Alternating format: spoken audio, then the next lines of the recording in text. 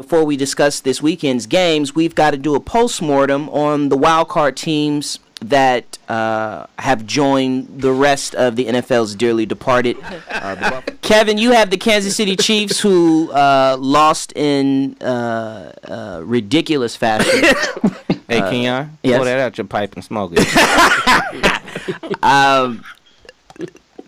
Tell me the one thing that they can build off of from this season.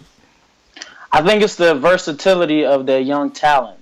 Patrick Mahomes, we assume he'll be their starting quarterback next year. Yeah. Tyreek Hill, Kareem Hunt, they kind of have their own big three. If you look at what Pittsburgh has going on, they have something that could be similar, but a lot younger and cheaper. I think they could use that to build their team around. Okay, and then what's the one thing? What's the one thing they need to do so they can go? I can't even finish the question. Kev. Give it to us. So they can go further. I feel like this answer might be the same for the next 3 questions. Well, okay. So the one thing, and we'll get there. The one thing I think that needs to get done in the offseason, I think half of that started today by promoting running backs coach Eric Bieniemy. That really started today? You said that shit with a straight face, too. To get him in as their offensive coordinator. We know what his real role is. But now that that's done, in my opinion, I think that they need to make a change at defensive coordinator and finally fire Bob Sutton. Yeah. It has to end. I mean, I know Eric Berry got hurt early in the season. Derek Johnson's been injured. But I mean, we always point to Alex Smith. Anytime this team comes up short, we always point to Alex Smith and say he's a problem. Granted, he owns some blame in this, but that defense is trash, man. And it shouldn't be. They're not responding to Sutton.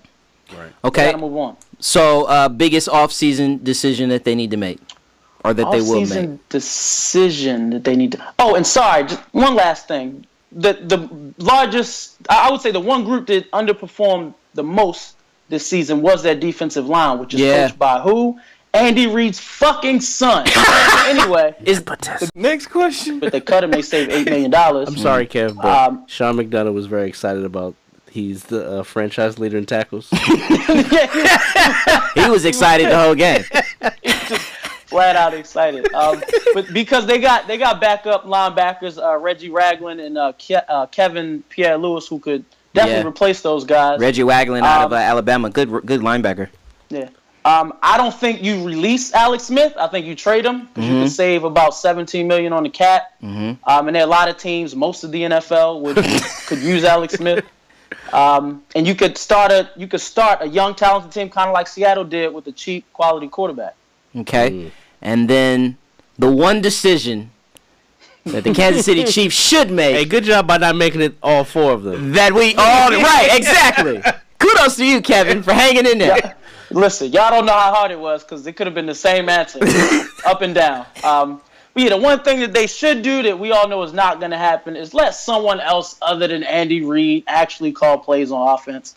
I mean, this past weekend was just Why he switched to me on the camera? Look, after that loss, I think Devin may have referenced it earlier, but Andy Reid said that the Nagy called the good plays and Andy Reid called the bad ones. That was Andy covering for Nagy because he realized he was starting a new job. And we don't know the but truth. then listen, but the writing's been on the wall, man. I mean, friendships have ended over this conversation. Right. Like, I mean, it's so obvious. Hey, holler at my boy Skinny. But I mean, the problem's been obvious, and look, it isn't necessarily the what he calls because he's a great play designer. It's when he calls them. I mean, you got Kareem Hunt, one of the best running backs in football, and he touches the ball 5 times in the second half. You blow a 21-3 lead. You know it's a problem because Nagy actually convinced Alex Smith to start throwing the ball downfield. Like Alex Reed. I mean not Alex Reed. I can throw it down there. Reed had him this whole time, never convinced him to throw it downfield. If you look at his statistics when Nagy took over, he started throwing the ball downfield and was good at it.